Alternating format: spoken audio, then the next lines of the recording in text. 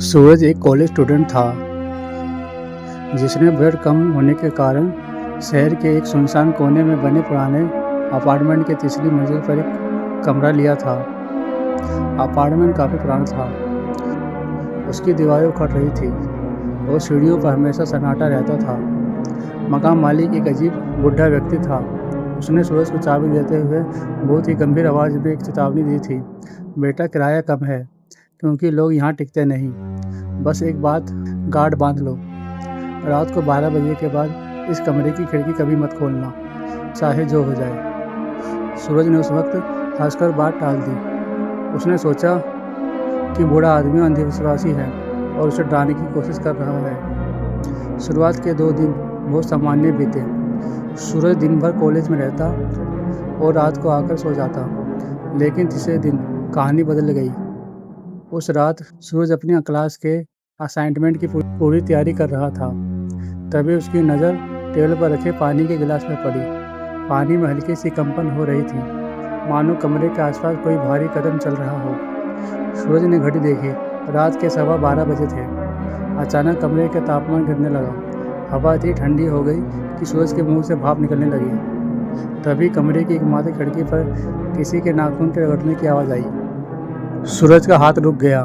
उसने खिड़की की तरफ देखा जो बाहर के घने अंधेरे में खुलती थी।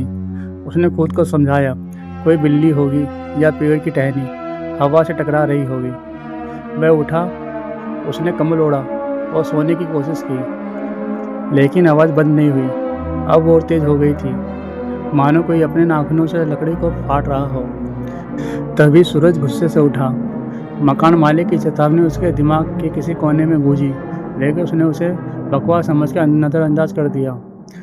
उसने झटके से खिड़की का दरवाज़ा पूरा खोल दिया। बाहर सिर्फ सन्नाटा था, ना कोई बिल्ली, ना कोई पेड़ की टहनी। दूर दूर तक सिर्फ अंधेरा था। सूरज ने राहत की सांस ली और खुद पर हंसा, लेकिन जैसे ही उसने खिड़की बंद करने के लिए हाथ बढ़ाया, एक बर्फीली हवा का झोंका कमरे के अंदर आया। उस झोंके के साथ ही कमरे की लाइट टिमटिमाई और पूरी तरह बुझ गई। पूरा कमरा घने काले अंधेरे में डूब गया। तभी सूरज को महसूस हुआ कि कमरे की छत से कुछ टपक रहा है।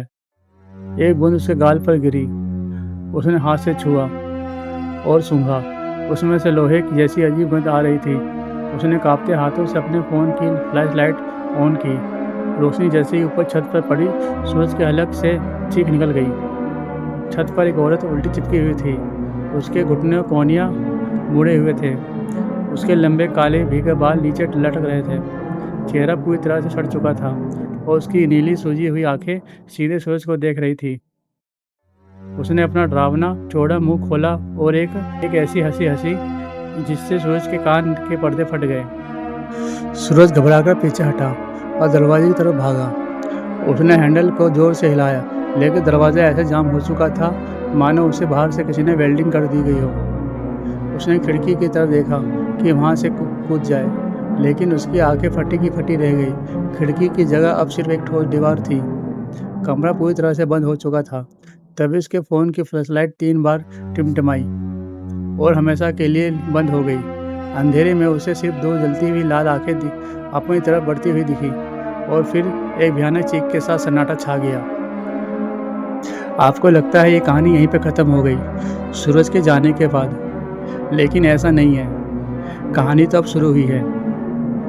ठीक 2 साल बाद उसी अपार्टमेंट के उसी कमरे के बाहर एक लड़की खड़ी थी।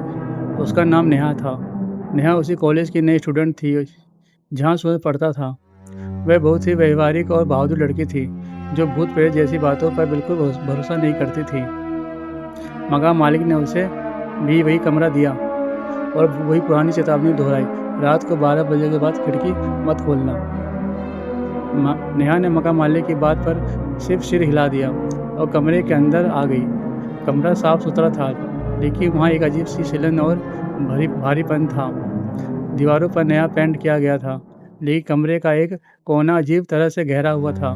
नेहा ने अपना सामान सेट किया। पढ़ाई करते करते उसे समय का अंदाज़ा नहीं रहा। अचानक रात के 12 बजे कमरे की बत्ती गुल हो गई। नेहा ने झुंझलाकर अपने लैपटॉप की स्क्रीन की रोशनी में देखा। तभी खिड़की के बाहर से एक आवाज़ आई, लेकिन इस बार वे नाखून के रगड़ने की आवाज़ नहीं थी, वे एक इंसान के रोने और कराहने की आवाज़ थी। कोई है, प्लीज़ मुझे बचाओ।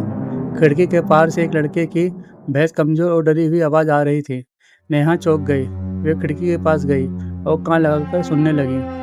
आवाज़ बहुत दर्दनाक थी, मानो कोई बाहर लटक रहा हो और मदद मदद मांग रहा हो। कौन है बाहर? नेहा ने पूछा। मैं सूरज हूँ।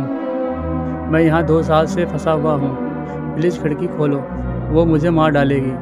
आवाज़ में तड़प थी। नेहा ने सूरज का नाम कॉलेज के गायब हुए छात्रों के रिकॉर्ड में सुना था। उसका दिल तेज़ी से धड़कने लगा। उसने सोचा कि शायद कोई सच में मुसीबत में है और खिड़की के बाहर छज्जे पर फंसा है। वह मकान मालिक की चेतावनी भूल गई। उसने अपनी पूरी ताकत लगाकर खिड़की के दोनों पल्ले खोल दिए। बाहर का नज़ारा देखकर नेहा के होश उड़ गए। खिड़की के ठीक बाहर हवा में एक लड़का तैर रहा था। पीला पड़ चुका था, कपड़े फटे हुए थे और उसकी आंखें पूरी तरह से सफ़ेद थी। वह सूरज था, लेकिन वह जिंदा नहीं था, वह केवल एक मोहरा था। इससे पहले कि नेहा पीछे हटती, सूरज के भूत ने अचानक नेहा का गला दोनों हाथों से दबोच लिया। उसकी पकड़ लोहे जैसी मजबूत थी। नेहा का दम घुटने लगा। उसने पूरी ताकत से खुद को छुड़ाने की कोशिश की, पैर चलाए, लेकिन सब बेकार थे। तभी कमरे की छत से एक भयानक साया नीचे उतरा। यह वही उल्टी चिपकी हुई औरत थी।